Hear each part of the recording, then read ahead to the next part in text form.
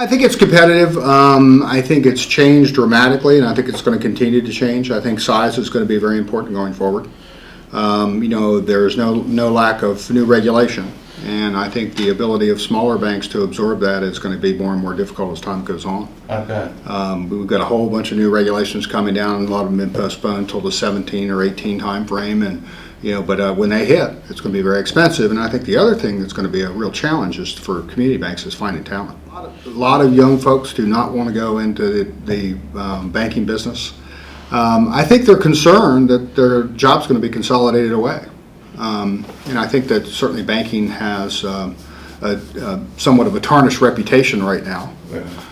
The millennials are looking for alternative channels, the Cabbage and, all the other forms of internet banking, online banking. Yeah. So I think it's going to be a challenge for us, and I think our size is going to be something that's going to serve us well going forward. Right. Yeah. Well, I think that people will still need banks. They'll still need bank branches. They've been saying they've been going away for years, and they haven't. So when you need to borrow money, I mean there are also alternative challenges, but are opportunities. But by the same token, I think that the bricks and mortar branches are still going to be where commercial banking's done, by and large. Well, one of the things that we decided to do was consolidate our two charters. New name's going to be Shore United Bank, which I think serves us well in terms of our footprint. The reason why we did that is regulatory costs. It's trying to maintain two charters is very expensive. In some cases, they want duplicated management, which is very expensive. And we have 2 examinations every year of each of the banks, and we have 3 regulators. So I think all that combines to bring us to the decision of consolidating our charters.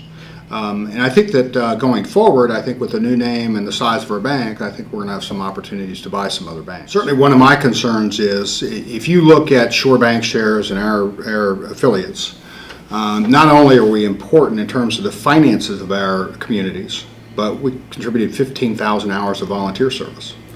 So if you take that away, I mean, I think these communities are really going to be suffering. Yeah. So our goal is to stay independent. In order to stay independent, we know we need some scale beyond where we are right now, which we think we can get both organically and through mergers and acquisitions. I think that we want to be relevant to our communities. We think we are a community bank. We're going to be very opportunistic, but I think from a lending perspective, we're already doing that. We're diversifying our portfolio geographically.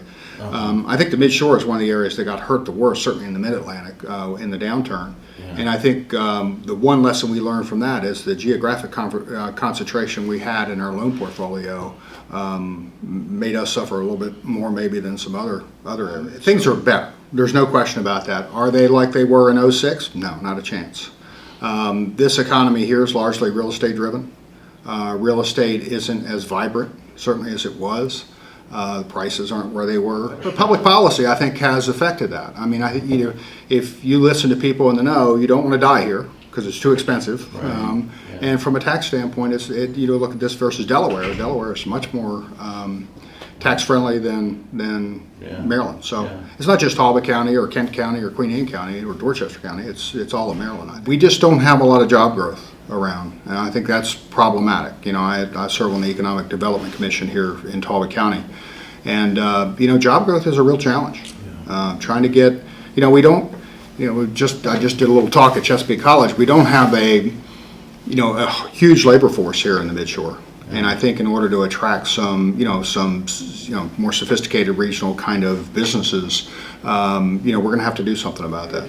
It's interesting because when we went through the evaluation on the new name, CNB had changed its name. It was Centreville National Bank, and they changed their name. And a lot of people really did notice. Talbot's name is not going to play across the Delmarva, neither is CNB. So we decided to come up with a brand new name. And we think the name certainly plays well, whether it's the Western Shore, the Eastern Shore, or the beach. So we think it really does identify, us. Again, I think that we're pretty excited about our new opportunities here.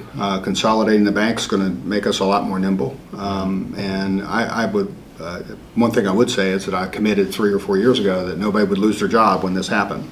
And nobody's lost their job. So, we've maybe few people have changed seats, and It allowed some people to specialize more, which is going to help us in the long run, help them in the long run. Yeah. But nobody's going to lose their job. So, That's you know, and when people come into the bank, they're going to see the same faces and the same good service, and that's our commitment. Well, I think 5 years ago we were focused on the regulatory environment, and I think now we're focused on growth. So it really does. I mean, instead of, you know, trying to pull through that bad, you know, economic environment, now we're focused on the future and really M&A and organic growth. So it has changed the role. And So it's so- a lot more fun. Yeah, well, that's good. Yeah.